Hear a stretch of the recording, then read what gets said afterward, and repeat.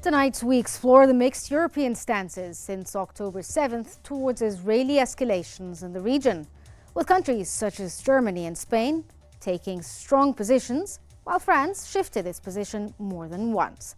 So we ask, what lies behind the divergence and how does this reflect broader historical and political influences in their stances? Welcome to In Depth.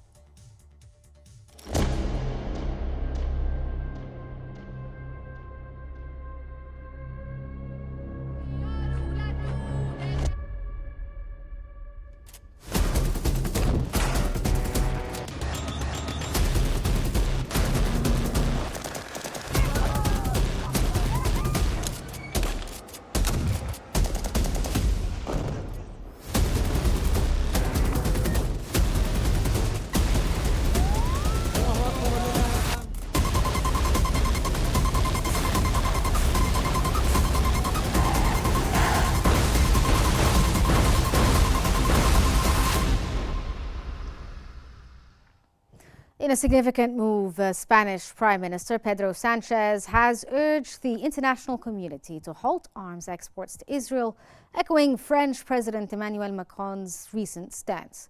According to the Le Monde, following a meeting with Pope Francis, Sanchez highlighted the urgency of curbing military support to prevent further escalation of violence in the Middle East, especially in Gaza and Lebanon.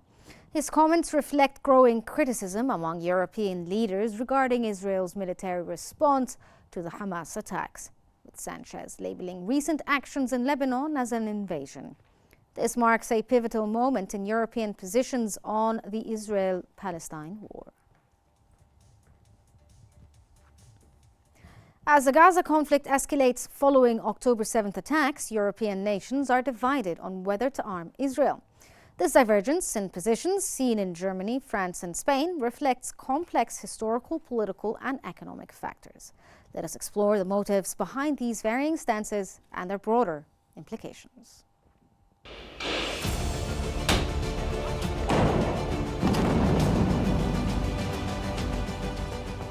The escalation in Gaza since October 7th has reignited global debates on the conflict, with European positions displaying marked divergence. European countries, historically key players in Middle Eastern diplomacy, are split in either responses to Israel's military needs, as evidenced by contrasting stances from Germany, France and Spain. French President Emmanuel Macron has taken a nuanced position. He has condemned the violence, but has stopped short of fully endorsing an arms embargo on Israel. Macron's rhetoric reflects a complex relationship, as France maintains strong ties with Lebanon and concerns about the escalation of regional violence. The French hesitation is partly driven by the desire to avoid exacerbating tensions with Hezbollah and Iran, given their influence over Lebanon. This cautious stance seems rooted in France's strategic interests in Lebanon and broader Mediterranean security. Germany's stance, led by Chancellor Olaf Scholz, has been more resolute in supporting Israel's right to self-defense, in line with the country's historical commitment to Israel's security following the Holocaust.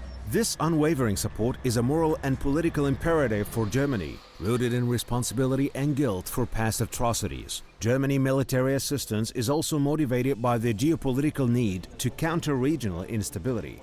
Spain's position has been more sympathetic toward Palestinian and Lebanese causes, a reflection of its historical ties with Arab countries. Spain's more critical approach to Israel stems from its alignment with international law, which has increasingly highlighted concerns over human rights abuses in Gaza. This position is influenced by both Spain's domestic politics and its relations with the Arab world.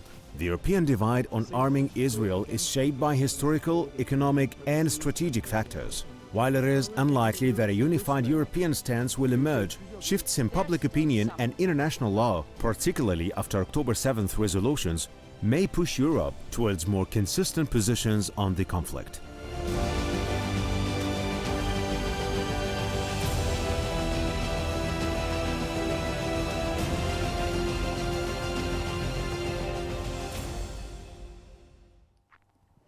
To help us analyze the situation, we're joined now from Jerusalem by Ahmed Shadid, an Israeli affairs expert, and Dr. Assam Melkawi, professor of strategic studies from Amman. Thank you both for joining us. Mr. Shadid, what are the key differences in the positions of Germany, France, and Spain regarding military support for Israel, and what factors contribute to these divergences?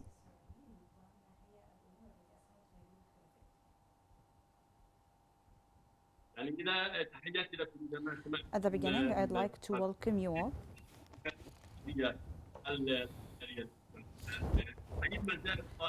The main differences are still existing regarding the situation in Palestine.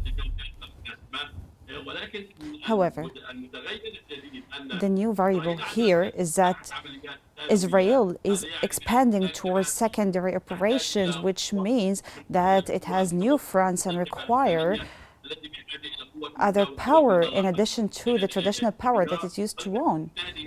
Hence, the expected event that the society in Israel is waiting for is a response to Iran. So Israel is now seeking to achieve a military achievement on the ground against Lebanon.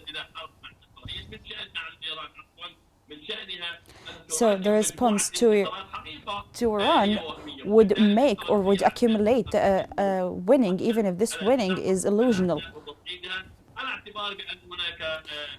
While taking into consideration that there is a national support and a strong ally to Israel, which is the United States of America, that supports Israel at the military level. When they started the ground offensive last October, and also they supported Israel in the events in Lebanon. Okay, if we could move to Professor Assam, as Professor Mr. Shadid had articulated earlier, he spoke about the idea of the changing stances and so forth. If you could tell us more about how the French President Emmanuel Macron articulated France's stance when it came to an arms embargo against Israel, what does this actually reveal about the French policy, specifically European policy? Because this shift happened when the war moved from just Gaza to Lebanon. بس ممكن احنا اجابتي باللغه العربيه ولا بالانجليزيه؟ As you like, whatever we can translate it. Yes, we can translate it. الحقيقة يعني يبدو أن العملية التي تقوم بها إسرائيل the operation conducted by Israel now is a retaliation. It's actually a movement from one phase to another, from one place to another. It's a process that was created based on the Israeli strategic military operations. They cannot focus on one front and another front if only if the tasks are divided. They decided to finalize the front in Gaza first, then they moved to Lebanon. They found out that the war in Gaza is very difficult to the Israeli forces. That's why they started the genocide. Then they moved with all its power to the northern front, which is south of Lebanon. It seems that this movement sends several messages. First of them, the danger, the sustainable danger represented in the Palestinian existence in Gaza Strip can be solved in diplomatic ways by changing the leadership. I mean here changing the leadership of Hamas and destroying it, which is preferable as a strategic goal. However, the lying danger, which is the existence of Hezbollah in the south of Lebanon, is something that really concerns the stability and the security of Israel, because Hezbollah represents the strong arm of Iran. Hence, it can be used whenever the relationships between Iran and Israel are having tensions. since Israel believes that Iran is an everlasting enemy, so Israel can develop all the different methods of reply and response.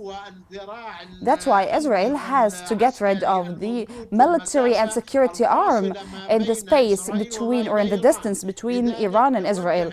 That's why it moved towards this front to destroy the Iranian capacity by destroying Hezbollah and the affiliated sites, immunities, weapons, and assassination of leadership.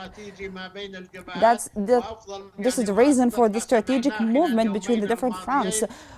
What we heard over the past 2 days is that Israel considered that Gaza is a secondary front line, which is a term that is really full of explosives. What do you mean by secondary front?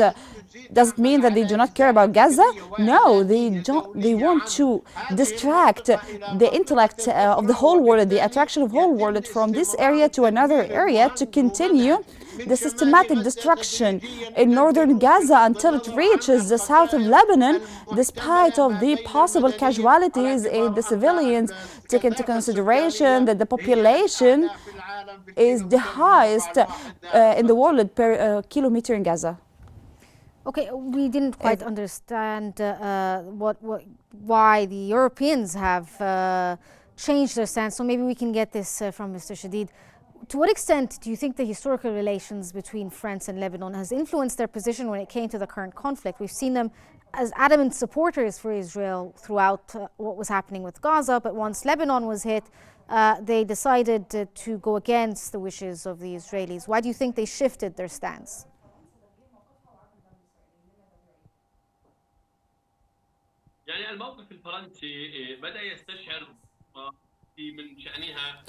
Started to sense danger and the all-out war that would happen in the region. France is suffering from a great problem represented in gas and fuels in general.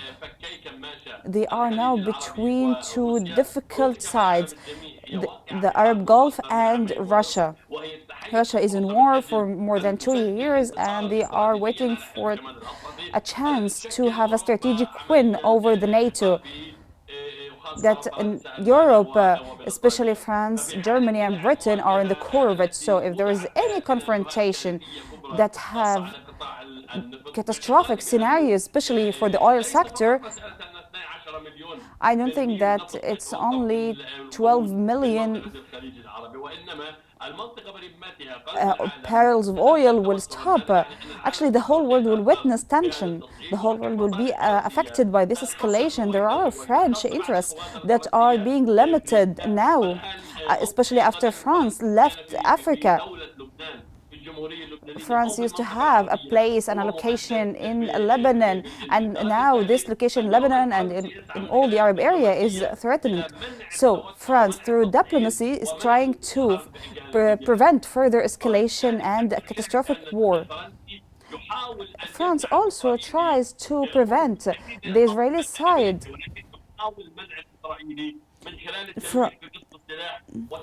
from what they're doing by threatening of a weapon embargo. This is in order to prevent the escalation, take into consideration that the escalation is not in the good interest of France. Another point is that the winter is coming and there would be a natural disaster in France if they do not get the fuel they need. So and it will be difficult for Europe to compensate for the gas flow that will stop. So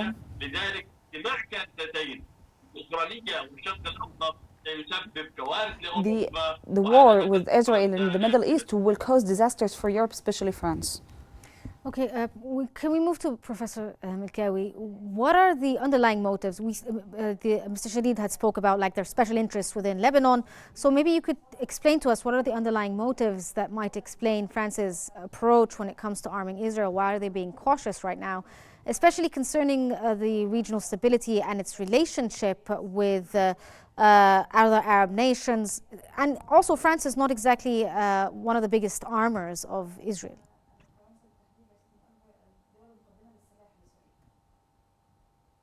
If we look at the international stances regarding the escalation in the Middle East and the resulted continuation of war or escalating it to a regional war, I think we need to remember the visits paid by the presidents, the officials from Europe, starting from the United States of America, reaching the British Prime Minister, the German Chancellor, and the French leader, and all of these officials of occupation, offering all the support. I don't think that this never happened since even World War II. It never happened that the big states moved with that momentous towards Israel, as if Israel is ruling the world. When Biden says that, I'm not Jewish, but I'm a Zionist, then his Secretary of State, Blinken, says that I'm not here as the Secretary of State, but I'm here as Jewish. So all of them visited Israel with airplanes full of immunity and weapons.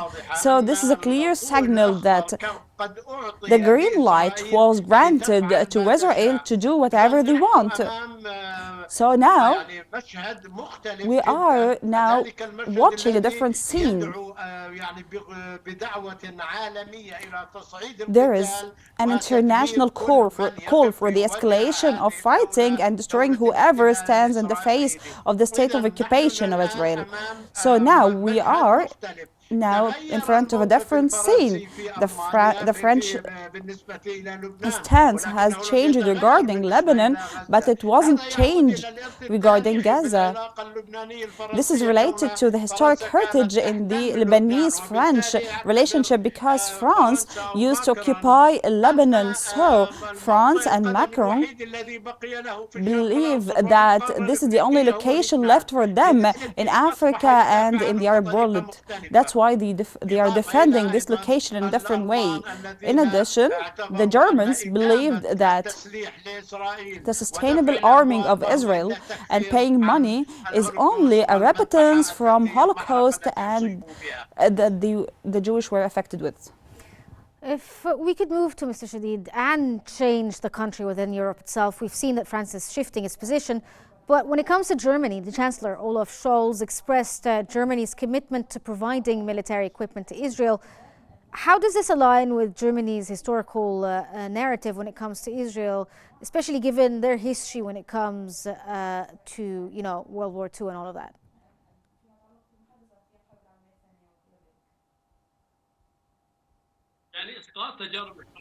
So they are projecting the previous experience to what's happening today. There are many anecdotes here because the strategic hold map has changed. Germans used to be part of the power suppressing Jewish in Europe in the past century.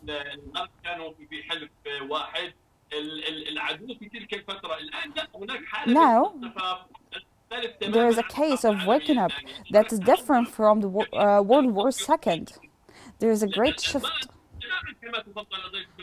because, as your guest said,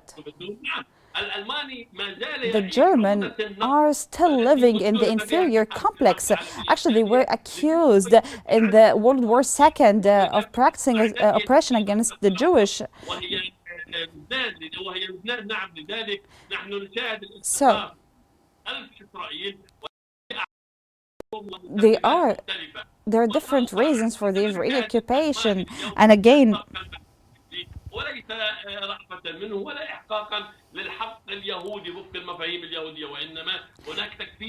actually they are not supporting the Jewish people according to the Jewish concepts, but actually it's a kind of repentance from their guilt, and they have to do this. They have to support the existence of Israelis in the Middle East because the Israelis cannot return to Europe. And now we are watching many paradoxes because Germany is part of the Israeli plan that aims to destroy the bases in the Middle East. Mr. Shadid, I apologize for like stopping you off there. We can get back to the idea of the German need to compensate. But we need to take a look, before we dive into the details, at a quick look at how Europe is responding to the ongoing Gaza conflict, from calls for ceasefire to arms embargoes. Here's a visual breakdown of the continent's complex stance.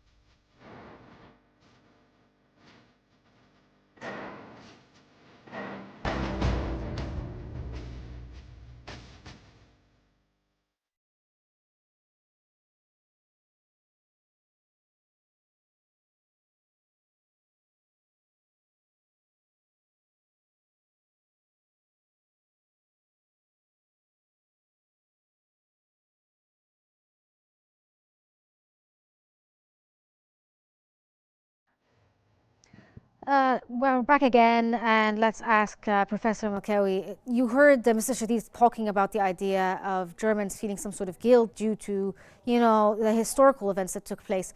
How has history helped in creating, or the legacy of World War II, creating this narrative, and the history of Europe in general shaped the current positions of the European countries when it comes to the Israeli-Palestinian conflict?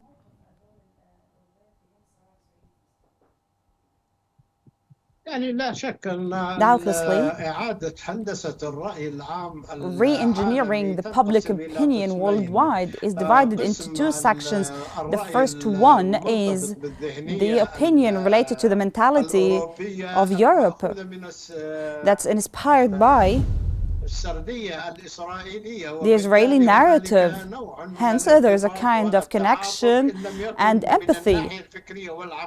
If it's not at the mental level that's based on facts, it would be from the perspective of the natural relationships at the political level. So, the most important thing, the public opinion worldwide was re-engineered, especially what we saw in the universities in Europe, in the United States, in France, Britain, and worldwide. This indicates that there's a new thing that started to emerge due to the atrocities, the destruction, the genocide committed by Israel, especially when South Africa filed a lawsuit against Israel in the International Court of Justice, and the orders issued by the court made the world again feel that there's something wrong to support a state of occupation in an unlogical manner that only has one goal, which is the killing and destruction of peoples. Now we are witnessing a shift, but I believe that this shift, if the period is prolonged, it would have a kind of being familiar with this, which takes us to square zero. Yes. نعم. ولكن we're running out of time right now, so we'd also like to get the final words in from Mr. Shadid. If Mr. Shadid, you could tell us a bit about the international legal decisions or resolutions that Professor Mokari talked about that were issued after October 7th, like the South African case, and the influence of European country positions when it comes to arming Israel. How do all these factors play into interpreting how the various governments will get involved within this conflict?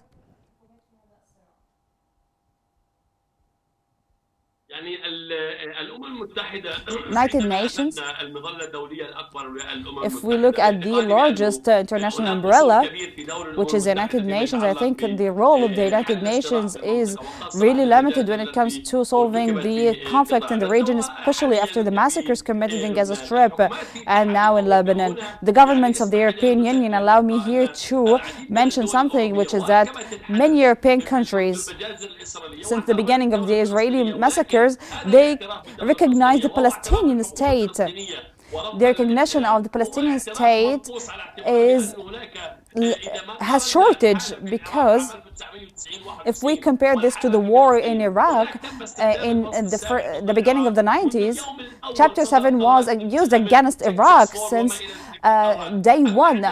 There was a UN Security Council resolution against Iraq, which is Resolution 661. But as for the situation in Palestine, the international governments are dealing in a very diplomatic way regarding the Palestinian case or cause.